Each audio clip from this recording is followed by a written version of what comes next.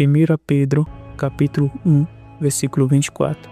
Pois toda a carne é como a erva, e toda a sua glória como a flor da erva. Seca-se a erva e cai a sua flor. O que buscamos quando fazemos academia? O que queremos quando comemos alimentos mais saudáveis? O que pensamos quando exibimos nossos bíceps e pernas? O ser humano busca satisfação, elogios e glória para si. O corpo se tornou um instrumento para pessoas como essas buscarem satisfação pessoal somente. O apóstolo Paulo escreveu o seguinte em 1 Coríntios, capítulo 6, versículo 19 e 20.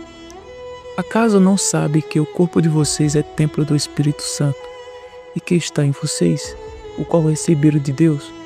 Vocês não são de vocês mesmos, foram comprados por um preço. Portanto, glorifique a Deus com o corpo de vocês. Mais adiante, ele diz o seguinte em 2 Coríntios, capítulo 6, versículo 16. Que acordo há entre o templo de Deus e os ídolos? Pois somos templo do Deus vivo. Como disse Deus, habitarei com eles e entre eles andarei. Serei o Deus deles e eles serão o meu povo. Está muito claro que existe um propósito por trás desse instrumento que o Senhor nos deu, chamado corpo. Ele foi feito para glorificar a Deus, mas muitos usam ele para sua própria glória. Por isso, o versículo 19 da primeira carta de Paulo aos Coríntios é uma pergunta que atravessou mais de 20 séculos e ainda sopra em nossos ouvidos. Abre aspas. Acaso não sabe que o corpo de vocês é templo do Espírito Santo que está em vocês, o qual receberam de Deus? Fecha aspas. Essa pergunta do apóstolo Paulo é uma pergunta retórica. Com essa pergunta, Paulo deixa dois pontos importantes aqui. Em primeiro lugar, ele traz à memória um ensinamento que eles já receberam. Em segundo lugar, ele gera um constrangimento neles. Se o corpo é templo do Espírito Santo, como eles poderiam usá-lo para práticas que desagradam a Deus? O que era que os coríntios estavam fazendo que Paulo teve que repreendê-lo com tanta dureza? A resposta está nos versículos anteriores. 1 Coríntios, capítulo 6, versículo 12 a 18. Abre aspas. Tudo me é permitido, mas nem tudo convém.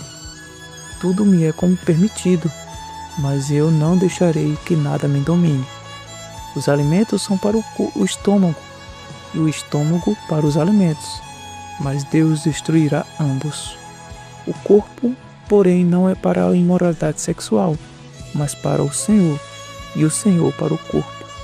Deus, pelo seu poder, ressuscitou o Senhor e também nos ressuscitará.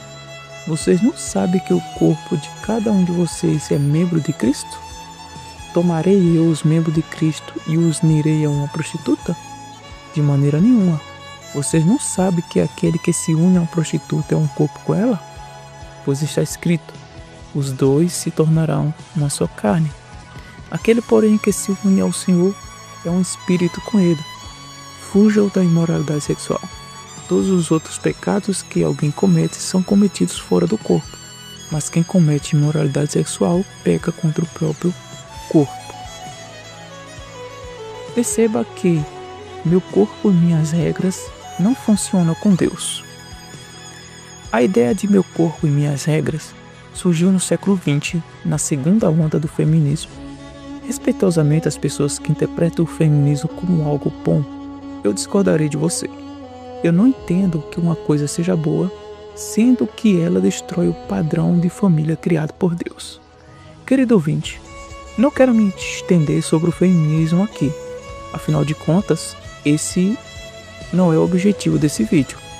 Se você realiza atividades físicas em casa ou academias, você deve fazer algumas perguntas para si.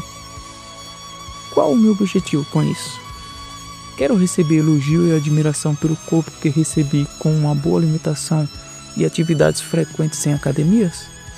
Se esse for o seu objetivo, eu tenho pena de você, porque seu corpo não será bonito para sempre.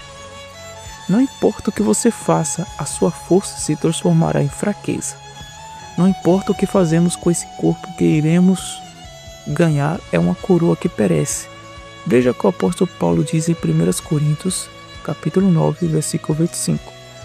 Todos que competem nos jogos se submetem a um treinamento rigoroso para obter uma coroa que logo perece, mas nós fazemos para ganhar uma coroa imperecível. O apóstolo Pedro também nos diz o seguinte em 1 Coríntios, em 1 Pedro capítulo 1, versículo 24. Pois todas as pessoas como as relvas, e toda a sua glória como a flor da relva. A relva murcha e cai a sua flor. Meu apelo é que você não deposite sua esperança em seu corpo, mas em Jesus Cristo, nosso Senhor e Salvador, e que um dia transformará nosso corpo abatido em um corpo de glória. Filipenses, capítulo 3, versículo 20 e 21. A nossa cidadania, porém, está nos céus, de onde esperamos ansiosamente o Salvador, o Senhor Jesus Cristo, que pelo seu poder que capacita a sujeitar todas as coisas a si, transformará o nosso corpo humilhado, tornando-o semelhante ao seu corpo glorioso. Que o Senhor abençoe a todos.